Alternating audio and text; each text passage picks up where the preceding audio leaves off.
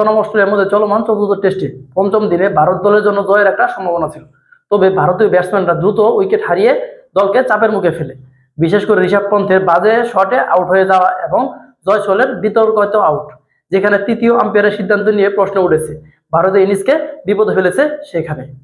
এই পরিস্থিতিতে অস্ট্রেলিয়া বোলাররা চাপ বাড়িয়ে ভারতীয় ব্যাটসম্যানদের দ্রুত আউট করতে সক্ষম হয়েছে। পরবর্তীতে ভারতের দলে 340 রানের টার্গেটে তাড়া করতে নেমে তারা 155 রানে 9 উইকেট হারিয়ে সেখানে তারা ম্যাচ হেরে যায় এবং যেখানে তারা 184 রানের বিশাল ব্যবধানে ম্যাচটা হারে। বর্ডার গাভাস্কার ট্রফি চতুর্থ টেস্টে ভারতের দল অস্ট্রেলিয়ার কাছে পরাজিত হয়েছে। এই নিয়ে 2-1 ব্যবধানে এগিয়ে আছে অস্ট্রেলিয়া।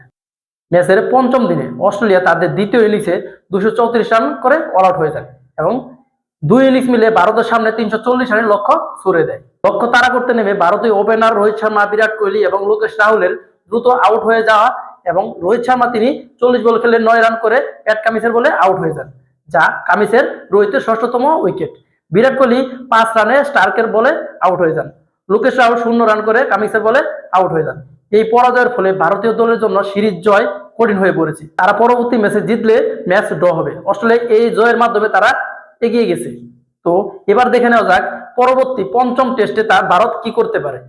পঞ্চম ম্যাচে যদি ভারত তারা জিততে না পারে, এই সিরিজটাকে ড্র না করতে পারে, সেখানে তাদের আশঙ্কা থেকে যায় টেস্ট চ্যাম্পিয়নশিপের ফাইনাল খেলার।